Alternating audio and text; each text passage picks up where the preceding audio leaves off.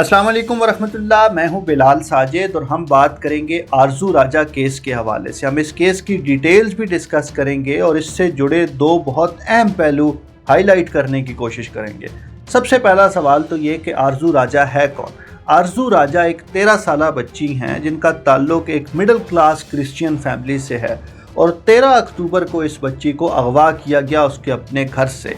इस बच्ची के वालिदैन का कहना यह है कि हालात की सितम ज़रीफ़ी की वजह से इन दोनों मियाँ बीवी को जॉब करनी पड़ती है, जिसकी वजह से इन्होंने अपने पड़ोसियों से ये कह रखा था कि दिन के वक्त जब स्कूल से हमारे बच्चे वापस आएँ तो आप काइंडली हमारे बच्चों का कुछ देर के लिए ख्याल रखें। इतनी देर में वालिदैन में से एक वापस आ जाएगा और वो अपने बच्चों की टेक केयर कर लेगा।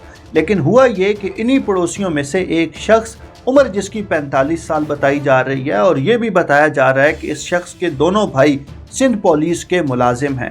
इल्ज़ाम ये आयद किया जा रहा है कि इन 3 भाइयों ने और इनके एक दोस्त ने मिलकर इस 13 साला बच्ची को अगवा किया। केस अदालत चला गया।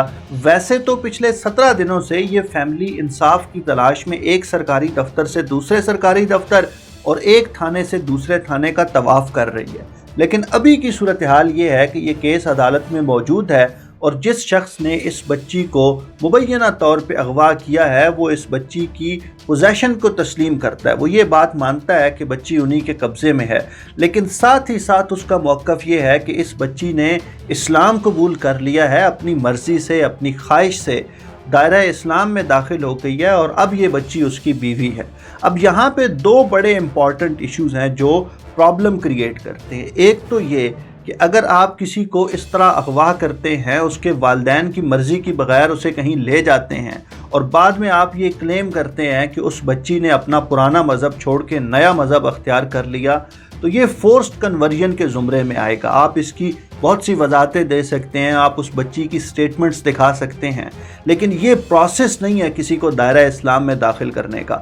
और यही वजह है कि बहुत से राइट्स ग्रुप्स और बहुत से ऐसे लोग जो इन इश्यूज़ पे बात करते हैं, उन्होंने इस केस को बहुत ज़्यादा हाईलाइट किया है, जिस पे उन्हें अप्रिशिएट करना बनता है। दूसरा प्रॉब्लम ये है कि चलें अगर बच्ची ने इस्लाम कबूल कर भी लिया, लेकिन आपका कानून आपको 18 साल से कम उम्र के बच्चों से शादी करने से रोकता है, बहुत क्लियरली रोकता है। और मुझे पता है कि बहुत से लोग इसमें इस्लाम की बहस ले आते हैं, बहुत से लोग इसमें ये ले आते हैं कि देखें जी मज़हब में तो ये अलाउड नहीं है, लेकिन बात यह है कि जिस रियासत में आप रह रहे हैं, जिस निज़ाम में आप रह रहे हैं, वहाँ पे आप ये नहीं कर सकते। मेरी मालूमात ये हैं कि सिंध के अंदर इस तरह के कवानीन मौजूद हैं जो बच्चों से शादी करने से रोकते हैं। और आज चेयरमैन पीपल्स पार्टी जनाब बिलावल भुट्टो जरदारी साहब का इस पे मौक़िफ़ भी आ गया है कि इस केस में सिंध हुकूमत अदालत जाएगी और इस बच्ची को इंसाफ दिलाया जाएगा।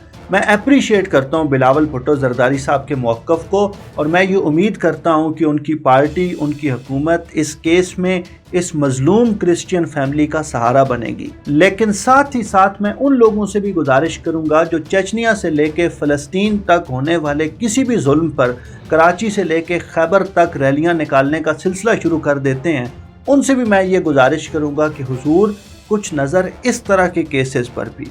ये केसेस जो आपकी नाक के नीचे हो रहे हैं, आपसे भी इस बात का तकाजा करते हैं कि आप अपनी ज़िम्मेदारी निभाएं, अपना मौक़िफ़ दें, बल्कि एक कदम आगे बढ़कर इस मज़लूम फैमिली के साथ खड़े हो जाएं। वो तमाम लोग जो मजहबी हवालों से जाने जाते हैं, राइट विंग को रिप्रेजेंट करते हैं, कराची के अंदर जो मजहबी और सियासी जमातें हैं, हाफिज़ नईमुर रहमान जैसे लोग, जमात इस्लामी जैसी जमातें, उनको ये चाहिए हाफिज़ नईमुर रहमान साहब को कोई बंदा जाके ये बताए कि इलेक्ट्रिक के इशू पे बोलना ज़रूरी है, लेकिन हुजूर इस तरह के केसेस पे भी बात करें।